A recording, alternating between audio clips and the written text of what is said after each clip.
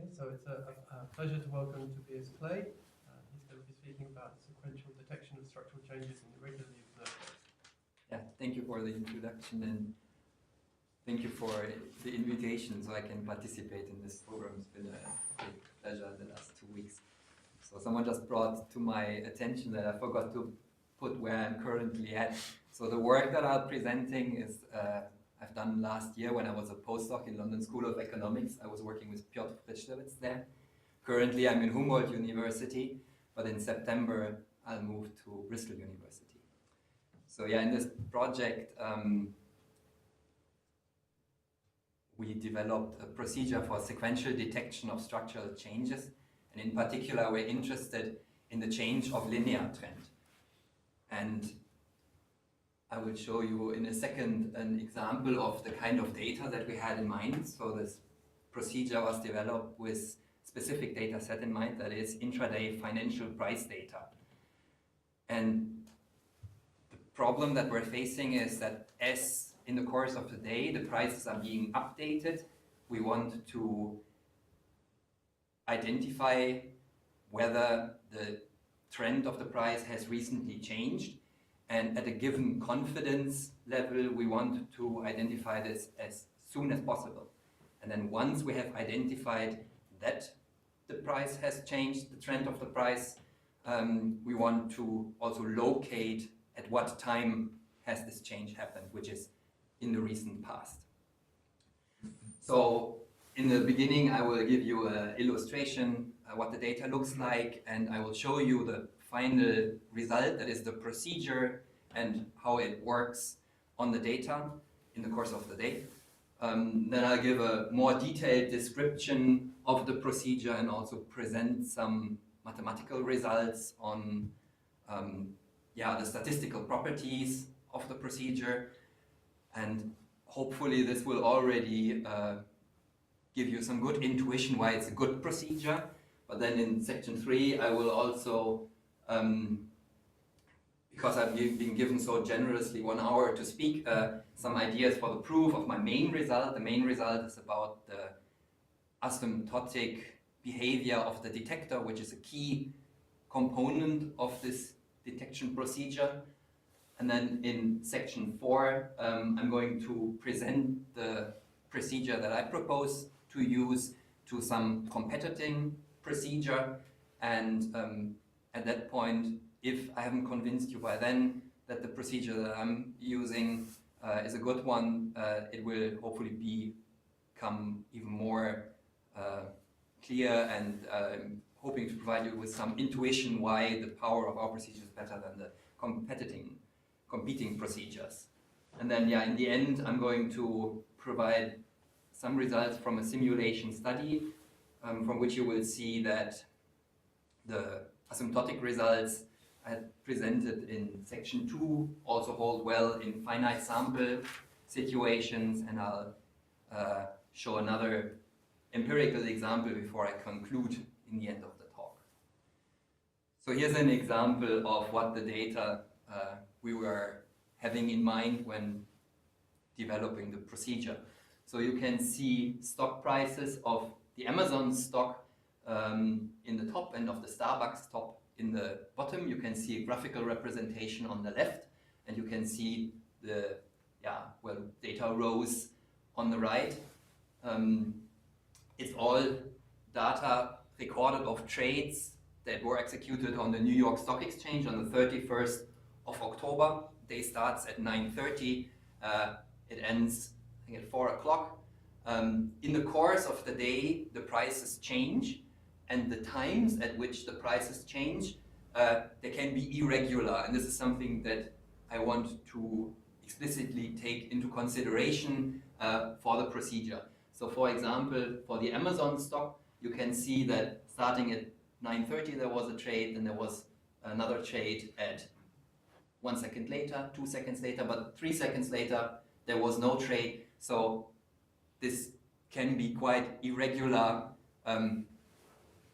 also in the course of the day. But for example, if you look at the Starbucks stock, you see that trading slowed down much earlier than it did with the more liquid Amazon stock. There's some additional information that we're not going to consider for now, which is, for example, the amount of trades that were executed. Also, some things that I'm hiding here is that I've done some pre-processing from the data that you can see on the stock exchange. For example, there's also the best bids and best ask prices, which I've used to clean up this kind of data. But this is the data that I'm using to develop the procedure.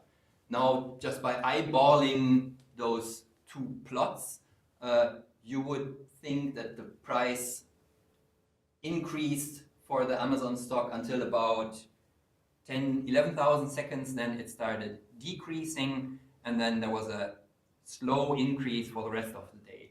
While for the Starbucks stock, you might see that there is a decrease of the price all throughout the day, and if you look a bit more closely, you might think that there was about at 15,000 seconds more steep decrease starting at 15,000 seconds.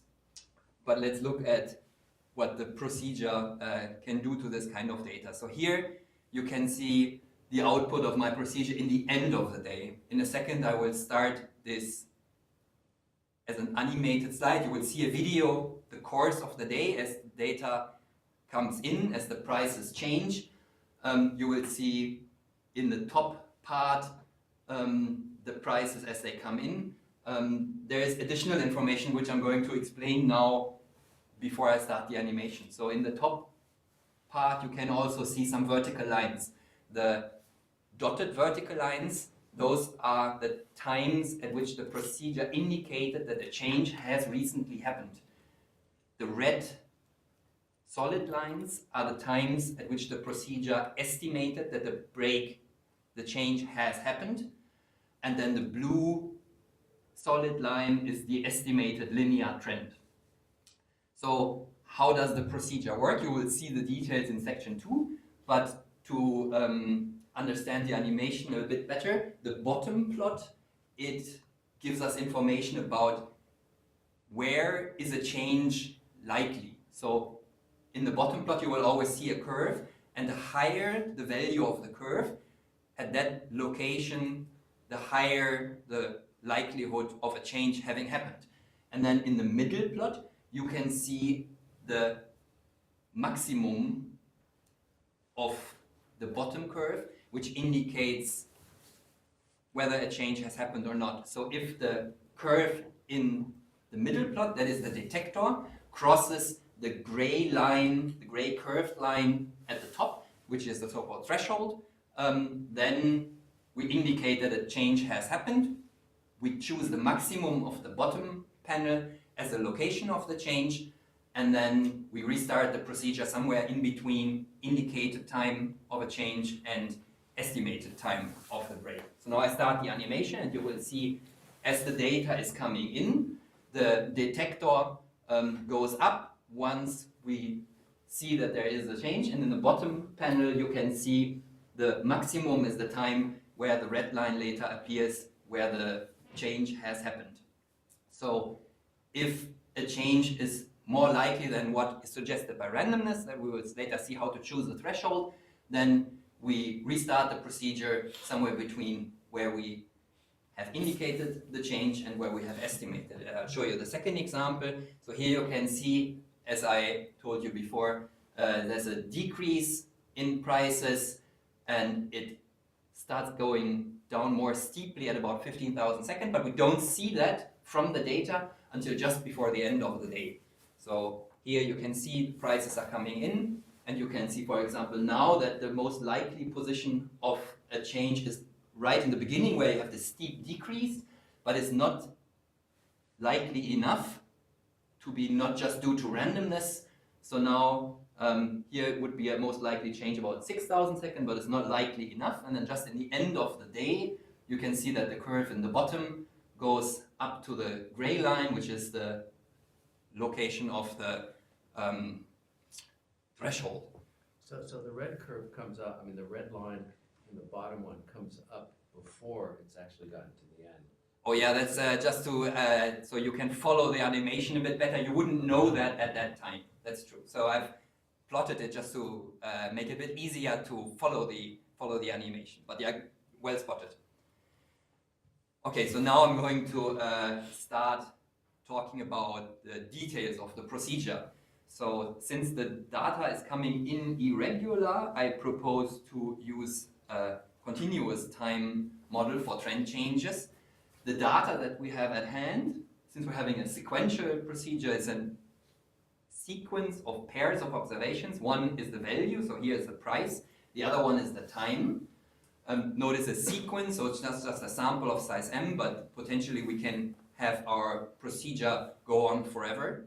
The times, they're in such a way that there is no two observations at the same time, so it's a strictly increasing sequence, can be deterministic, can be random. The prices, they follow the equation you see up there, so we have a sum of a signal component, this is the deterministic function g evaluated at the time, plus this centered random noise, also evaluated at time t, I.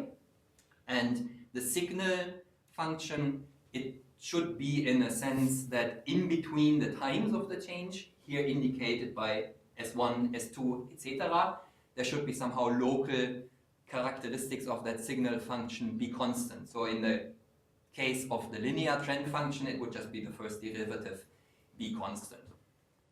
So if the first derivative is constant, you can write down the signal function as you can see it here, and it would look something like up there.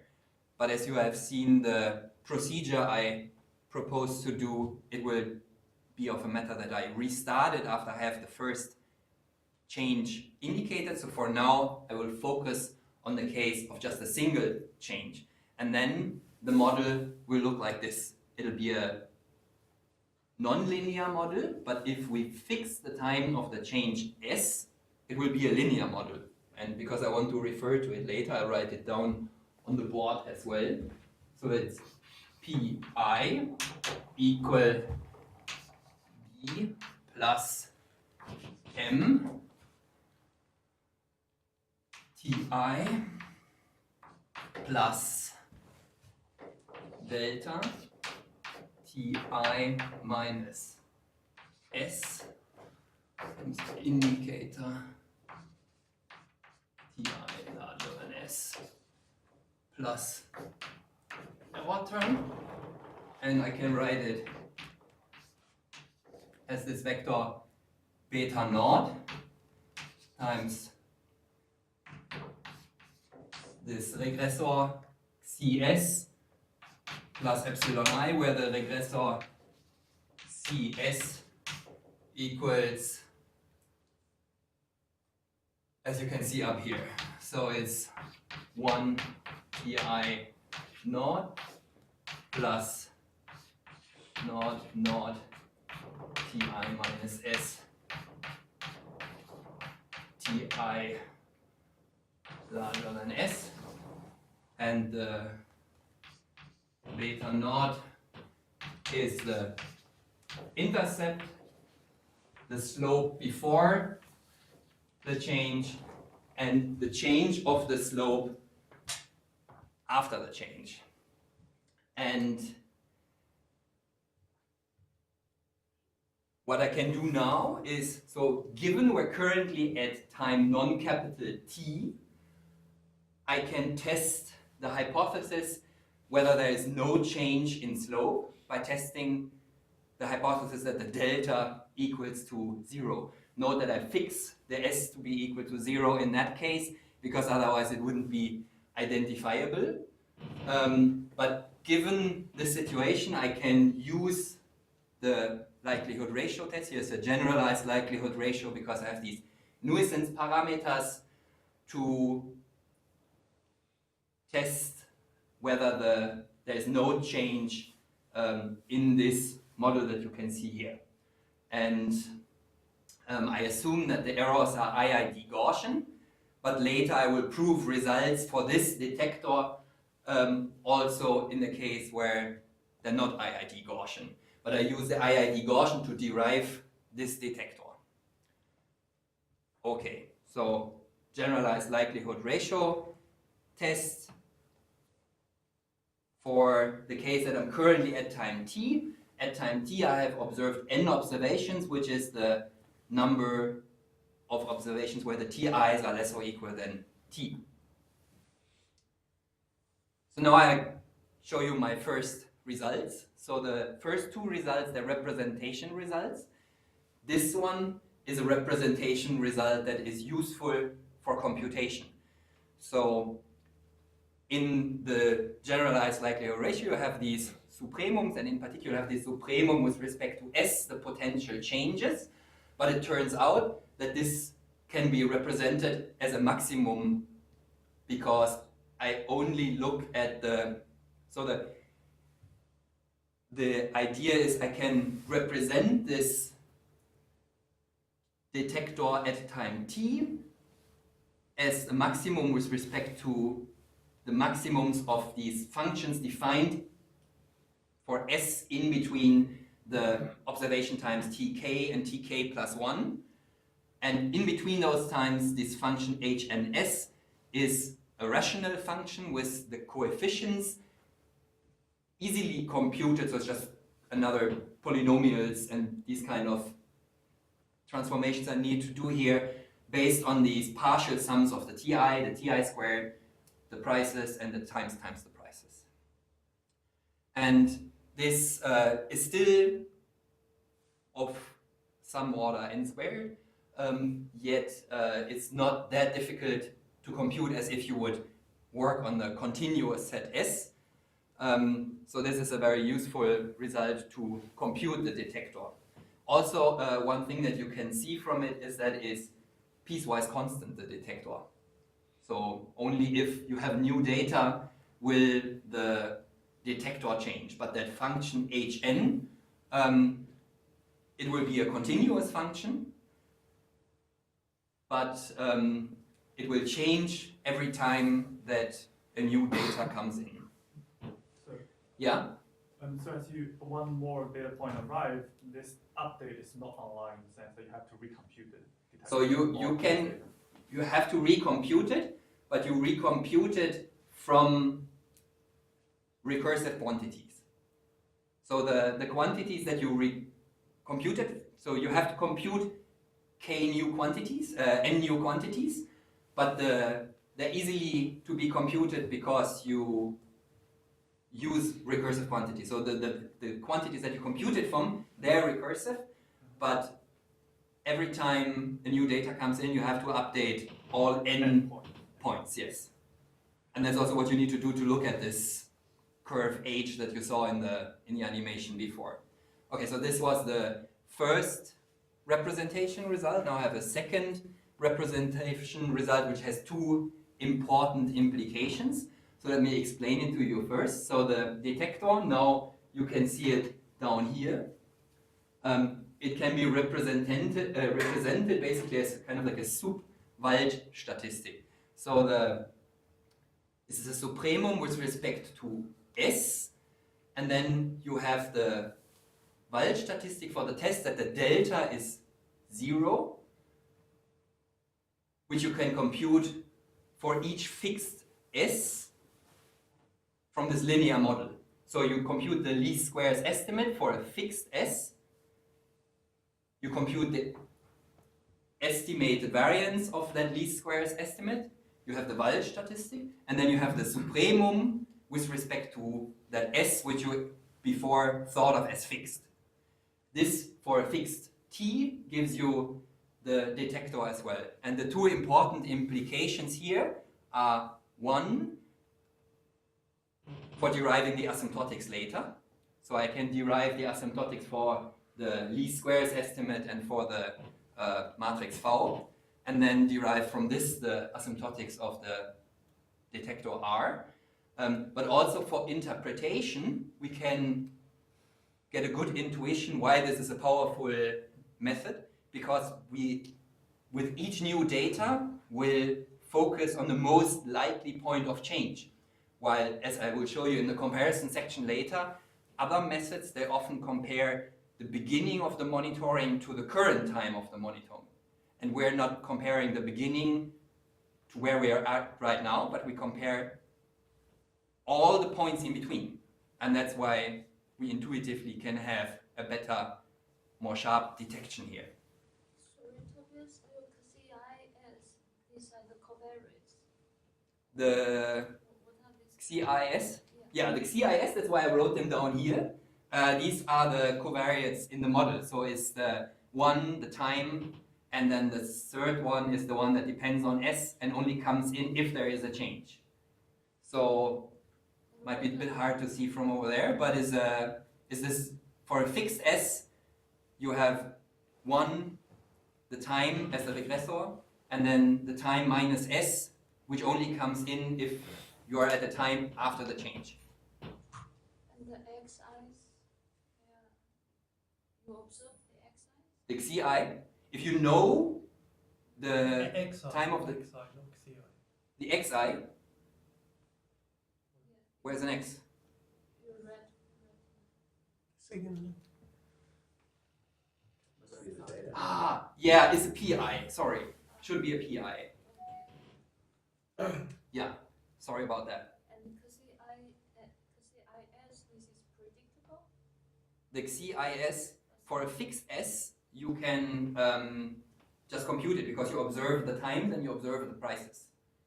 As a stochastic process, is it predictable with respect to the signal field FS? Or is it predictable or not?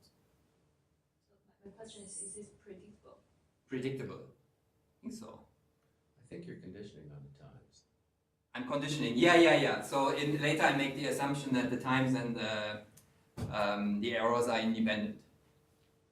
But yeah, these are some technical issues that need to be taken into account. Yeah, I'll talk a bit about the proof in the next section. Maybe then we can look at it more closely. It is predictable because it's less continuous.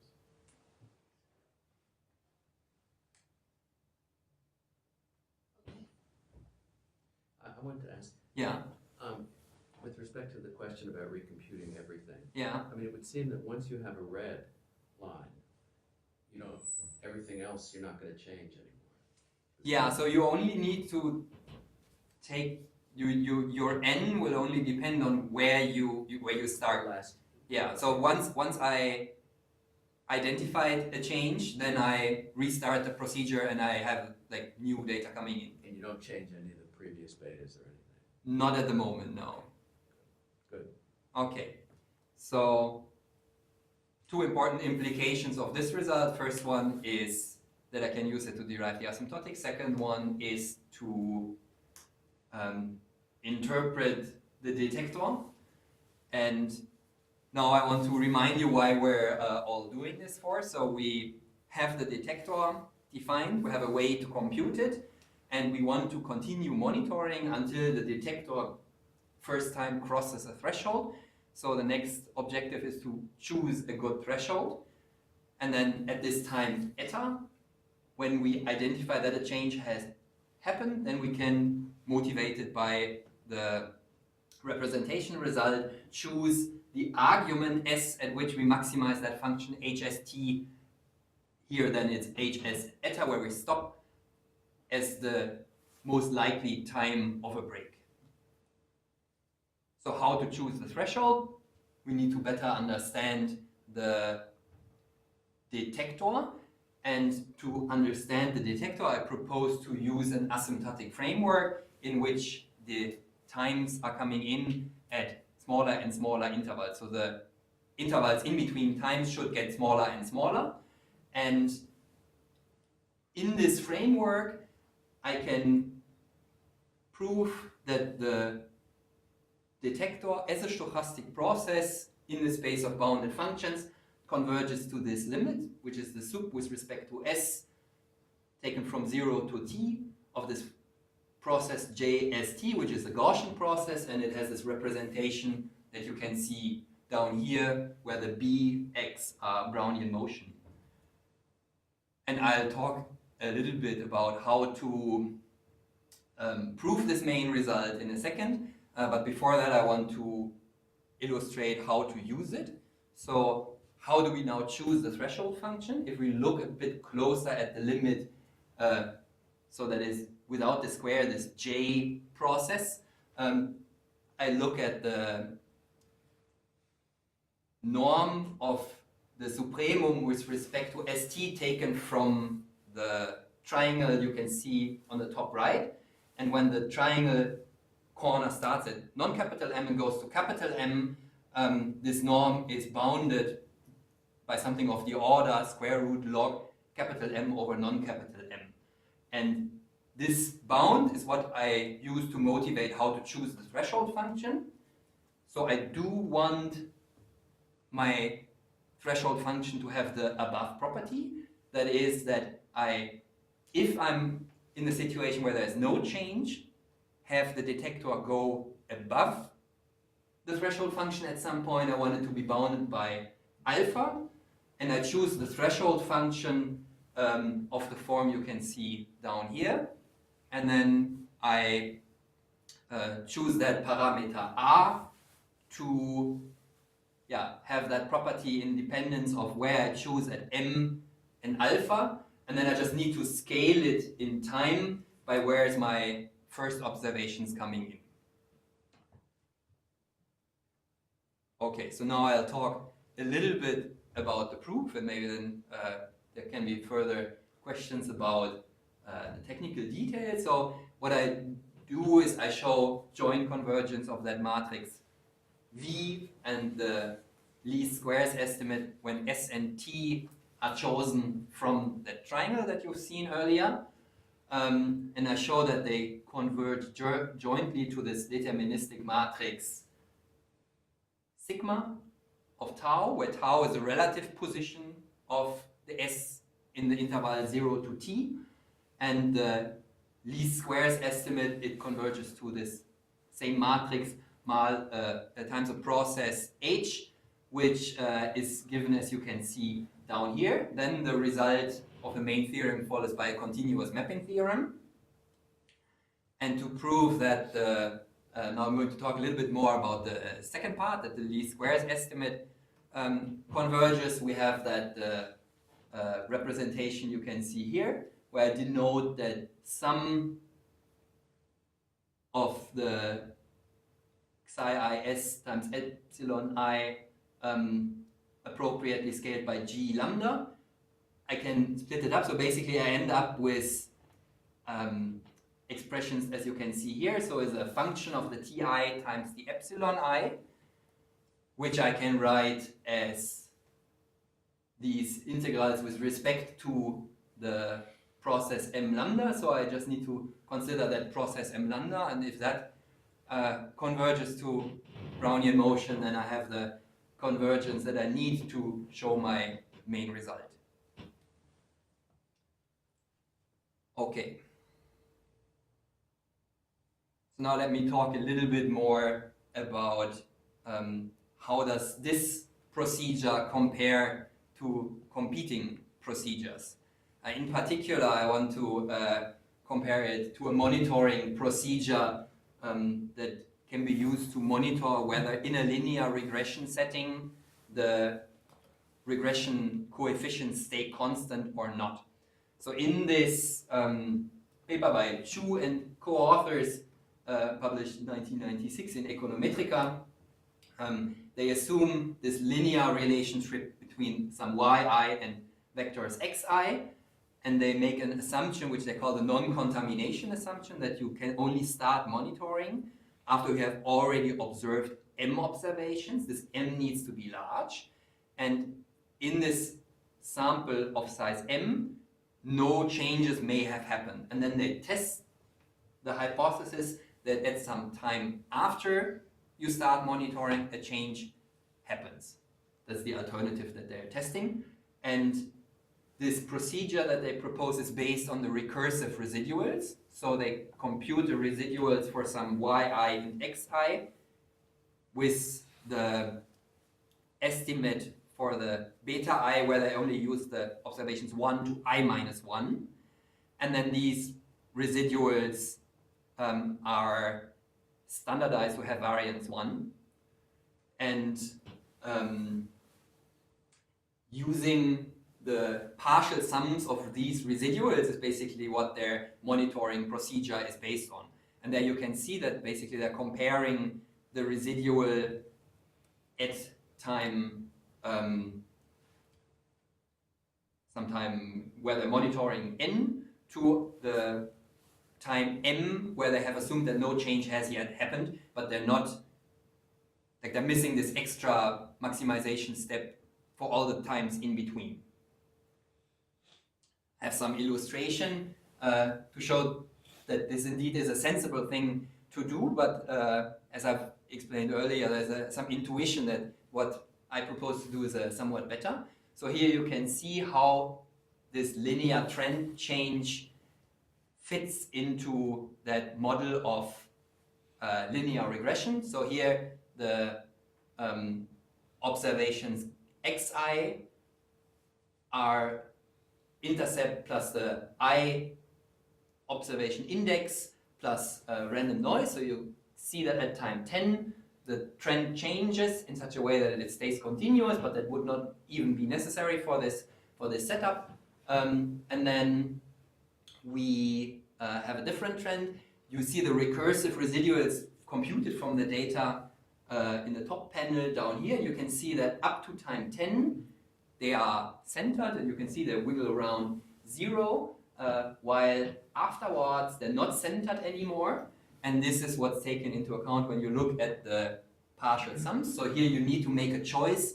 What do I use as the end of my non-contamination period? For this illustration I've used 5, so you see that there is a 0 of the detector up to time 5, and then afterwards it's the partial sums of the residuals, and you can see up to time 10 they stay well below what you would expect them to fluctuate theoretically, which is indicated by their threshold, gray line. But then afterwards, and in particular at time 13, you can see that they exceed the threshold, which indicates here that structural change has happened, but they don't estimate at what time it has happened. They just indicate it and also take this as the estimate. So it's another difference from what I have proposed to you with likelihood-based approach. So now one might ask, why did in that earlier work people not use the likelihood ratio as a detector? And in fact they discuss why they don't do it, and they even say, okay, it would be a natural choice because it's known from many models it is optimal. But they argue with respect to two reasons why they're not using the likelihood ratio based approach. They say it's computationally more demanding, and yes, it is. But now 20 years later, the computational capacities are somewhat bigger, and at least for the data that I have looked at, it wasn't that much of an issue. Even when I use a couple thousand observations into the day, as you have seen, when there's no change, you need to consider a couple thousand observations. The second reason that Chu and co-authors name is that it's more difficult to study it theoretically. But I think I found quite an elegant solution to study it theoretically, and I could also use it for other linear models. It doesn't necessarily need to be just the linear trend with the irregular times. Okay, so now I'm going to show some simulated data. So here in the top panels you can see data that follow a linear trend. In the left there is no change in trend, and in the right you can see a large change in trend at time 10. So in my simulation study I had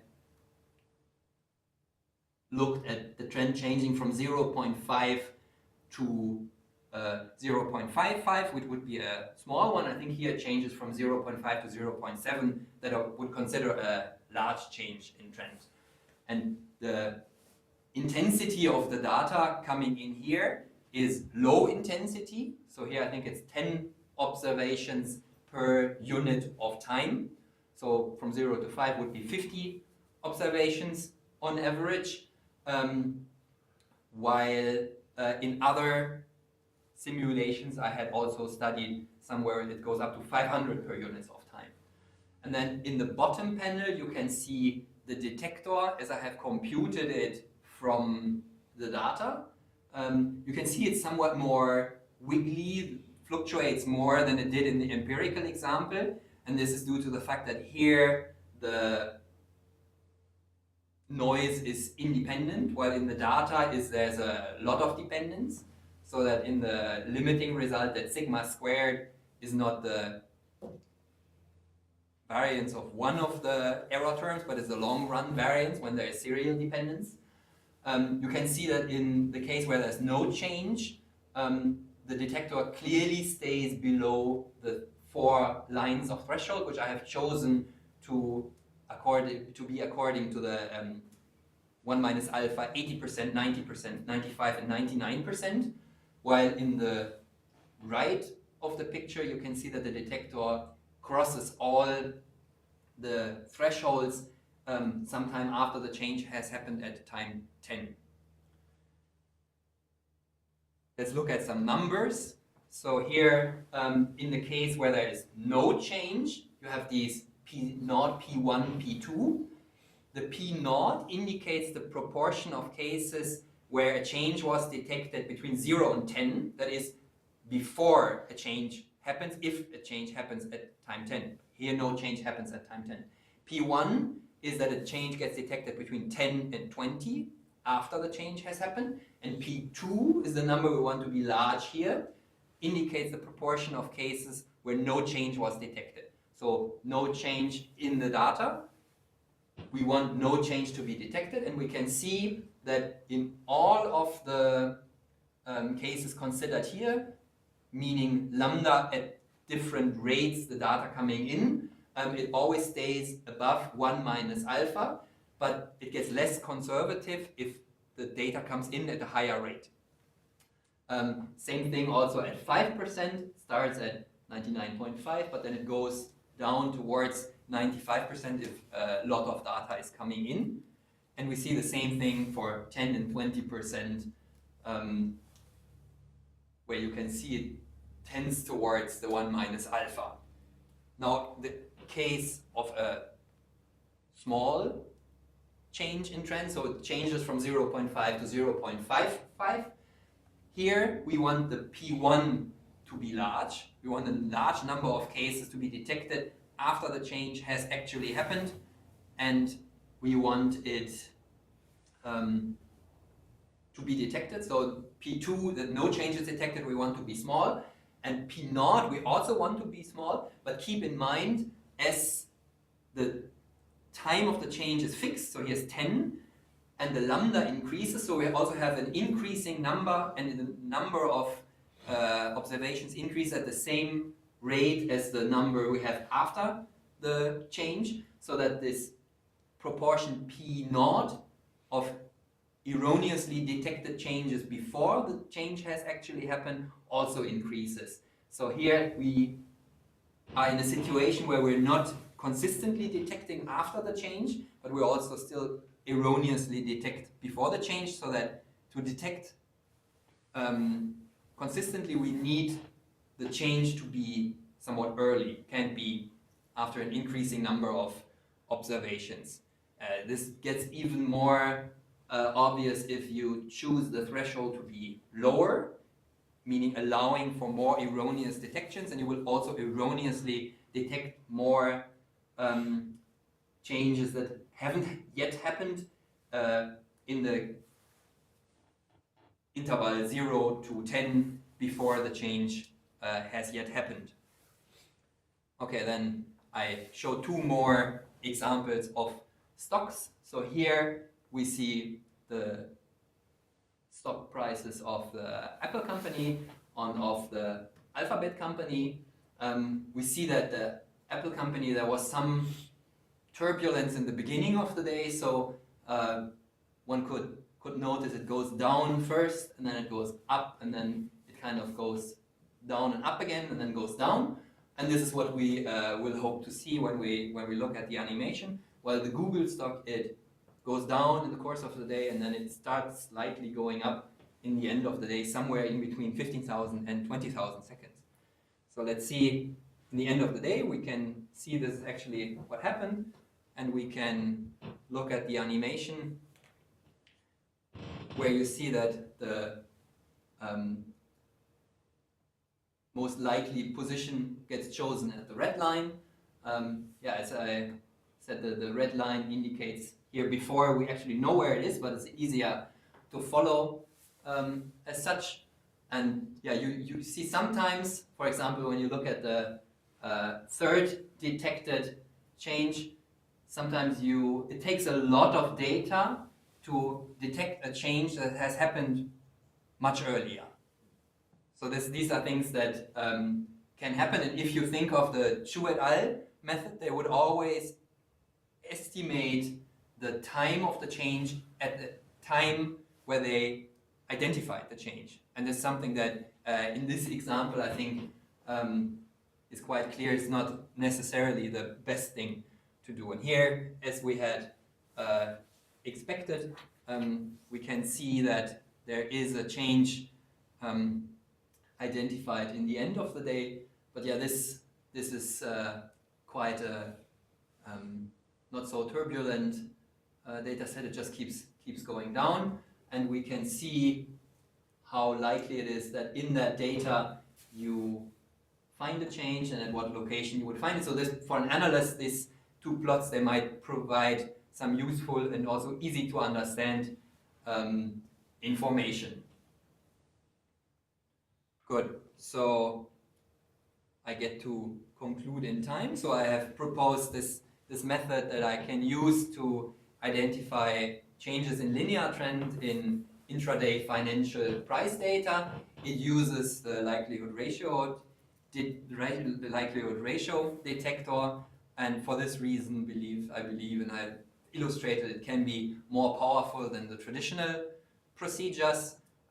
It's tailored to work in the situation of irregular data, irregularly incoming data, and this is something that we do see in financial applications, as for example in the beginning of the day there's much more frequent trading than around lunchtime.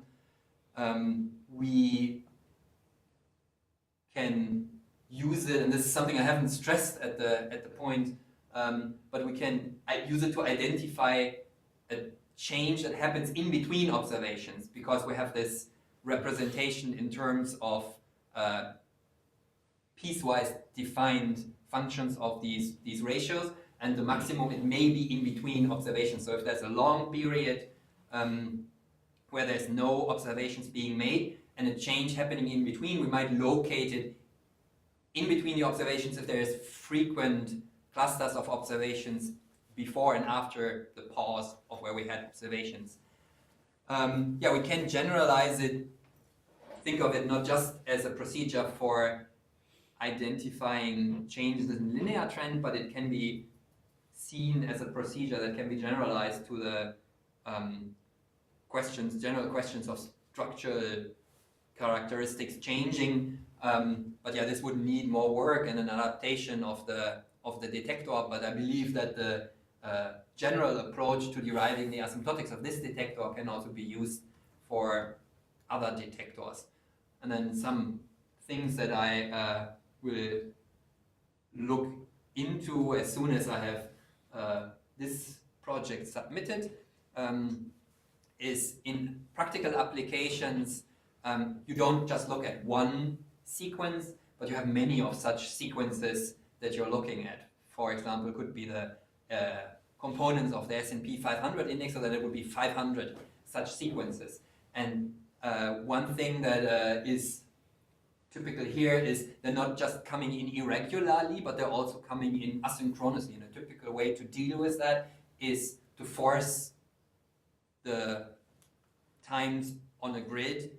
But this is something that I would not want to do. I would want to have this continuous time model for more than one sequence and then work within this model. But there's several other challenges. For example, then the error processes there will be correlated, as if in one sector prices move in one direction, this will also be affecting other prices in that sector. And there's different kinds of things that one might be interested to look at. For example, changes just in one sector or the whole market changing.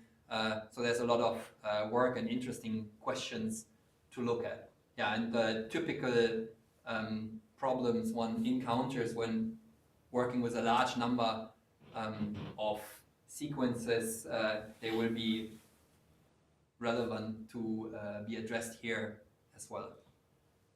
And then yeah, I'm open for questions.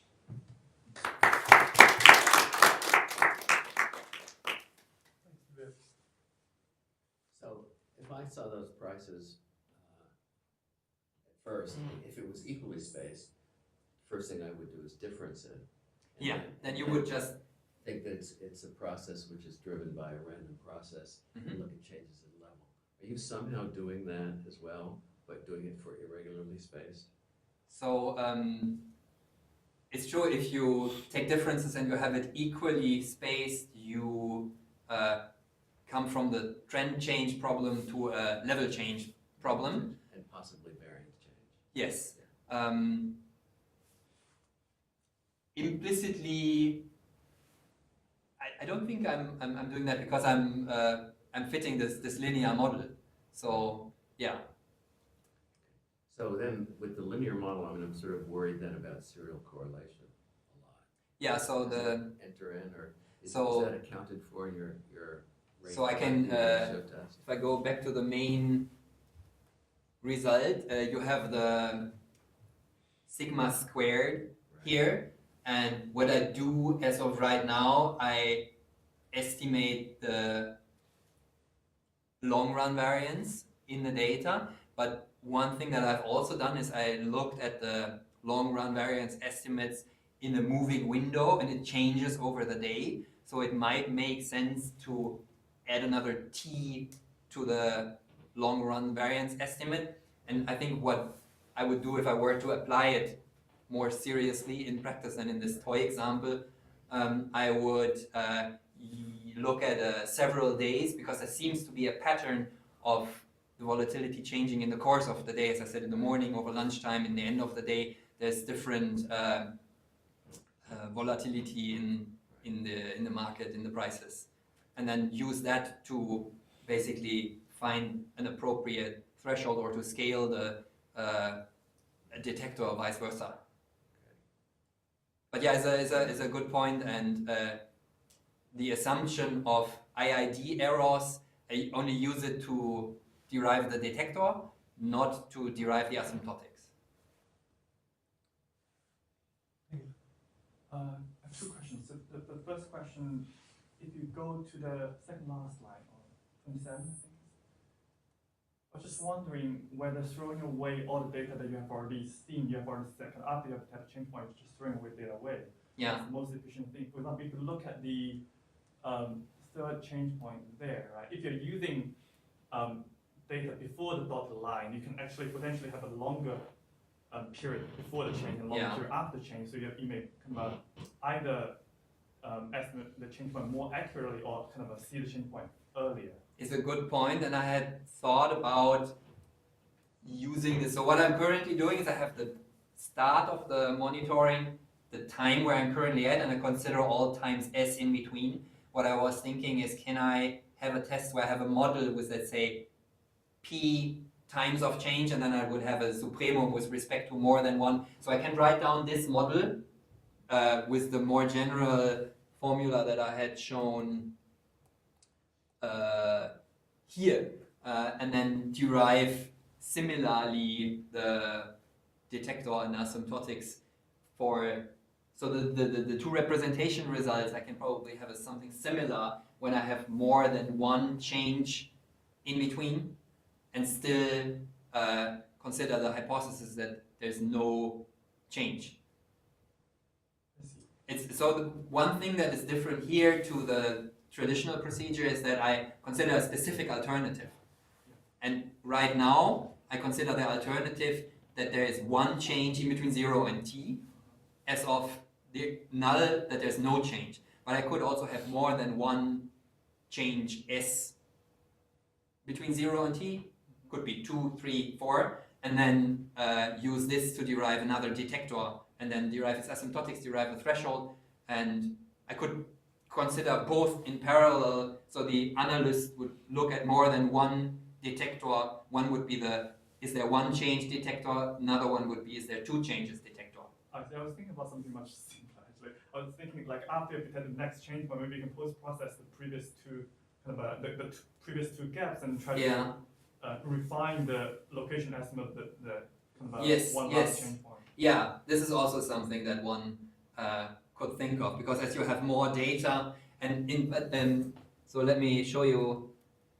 So in this example, for example, you can see that there's changes estimated, the first one, the second one, and there's not so much change of a slope. So what I was thinking is it could be worth like retesting whether there's actually maybe no change, and then remove those again and use the data that you had before. But yeah, there's several things one could do and incorporate into the procedure. This is just the most simple thing to start with.